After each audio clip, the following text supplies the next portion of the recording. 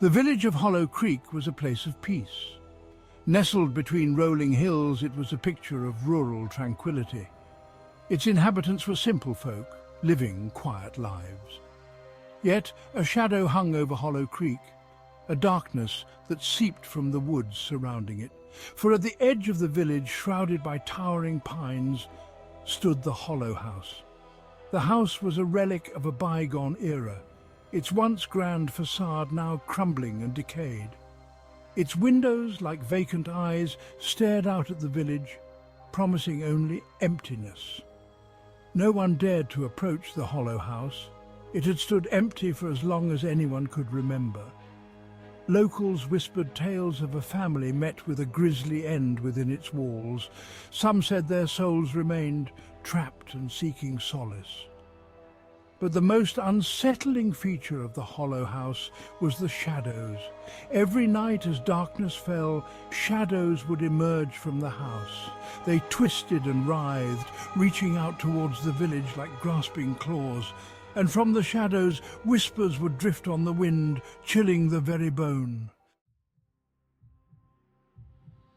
The whispers were faint, almost indistinguishable at first. They were like the rustling of leaves or the sigh of the wind through the trees. But to those who lived in Hollow Creek, the whispers were unmistakable. They carried an unsettling chill, a sense of dread. The whispers spoke of forgotten things, ancient evils. They promised pain and suffering. The villagers feared the whispers. They bolted their doors and windows tight each night. Children were warned never to go near the Hollow House. The stories of the Hollow House became ingrained in the village, a constant reminder of the darkness beyond their doorsteps. Even the bravest avoided the path to the house. The Hollow House stood as a silent sentinel, casting a long shadow over the village. Shadows can't whisper. There has to be a logical explanation. It's probably just the wind whistling through the broken windows. Sarah, a young woman new to Hollow Creek, refused to be cowed by these tales. She had arrived in the village only a few weeks prior, eager to escape the bustle of city life. She found the stories of the Hollow House intriguing rather than terrifying. A staunch skeptic, Sarah dismissed the whispers as mere superstition. Sarah prided herself on her rationality, her ability to see through fear and find the truth. She had a thirst for knowledge, a desire to understand the world around her. And so, despite the warnings and pleas of the villagers, she resolved to uncover the truth behind the Hollow House and its whispers. Determined to prove her theory, Sarah decided to spend a night at the Hollow House. She would face her fears head-on and debunk the myths that had haunted the village for generations. As twilight painted the sky in hues of purple and orange, Sarah stood at the edge of the woods. Taking a deep breath, she stepped across the threshold, leaving the safety of the village behind. The air grew heavy, the silence broken only by the crunching of leaves beneath her feet. The trees loomed over her, their branches intertwining to form a canopy that blotted out the last rays of sunlight. With each step deeper into the woods, the feeling of unease grew stronger. As she drew closer, the silhouette of the Hollow House emerged from the deepening gloom. I have to know the truth. I can't turn back now. Reaching the front steps of the house, Sarah paused, her hand hovering over the tarnished doorknob. This was it, the point of no return. Taking another deep breath, she pushed the door open. It creaked ominously, as if disturbed after years of silence.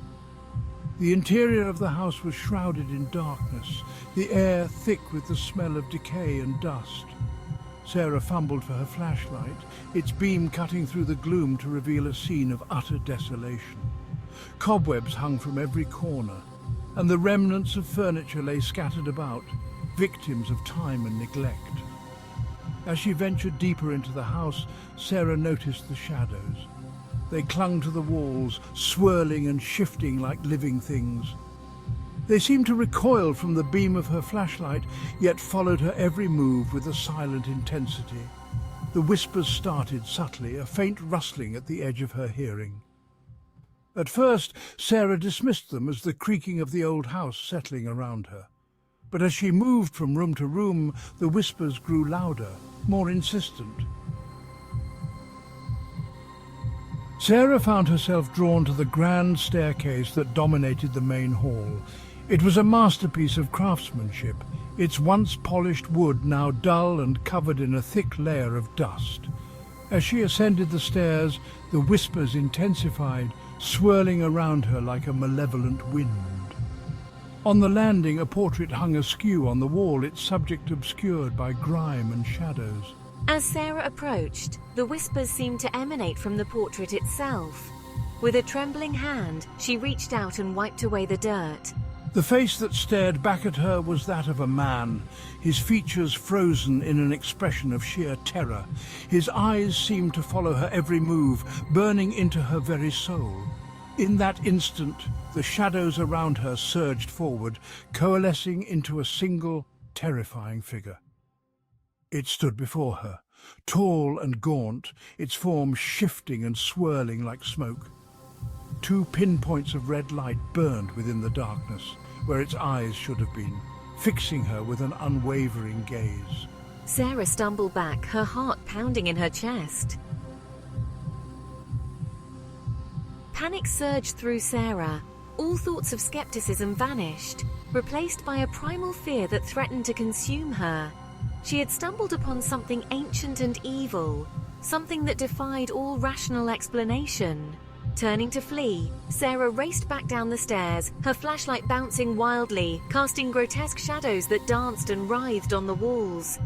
The whispers pursued her, their voices growing louder, more menacing. They seemed to seep into her mind, whispering her name, taunting her with promises of darkness and despair. Sarah's breath caught in her throat as she stumbled through the darkened house, her heart pounding against her ribs like a drum. As she fumbled with the doorknob, she felt a cold, unseen hand brush against her cheek. A scream escaped her lips, a primal cry of terror that echoed through the empty halls of the hollow house. Finally, Sarah managed to break free of the house, stumbling out into the cool night air. She didn't stop running until she reached the edge of the woods, the lights of the village twinkling in the distance. Gasping for breath, she collapsed to her knees, her body trembling uncontrollably. The whispers followed her, fainter now but still present, a constant reminder of the horrors she had witnessed. As she made her way back to the village, Sarah realized with chilling certainty that she had been marked by the shadows. Their whispers would follow her forever, a constant presence in her mind, a reminder of the darkness that lurked just beneath the surface of the world.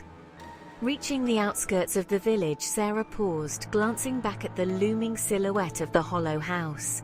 It stood there, silent and menacing, its secrets hidden once more in the shadows. The villagers, alerted by Sarah's state, gathered around her, their faces etched with concern. When she tried to explain what she had seen, words failed her. How could she possibly convey the sheer terror of the whispering shadows, the chilling presence of the figure in the darkness? They listened patiently, their expressions a mixture of pity and fear. They had warned her, but she had not listened. Now she was forever bound to the shadows of the hollow house. Life in Hollow Creek resumed its quiet rhythm, the villagers returning to their routines, forever mindful of the darkness that lingered at the edge of their world. But for Sarah, things were different. The whispers followed her, a constant murmur in the back of her mind.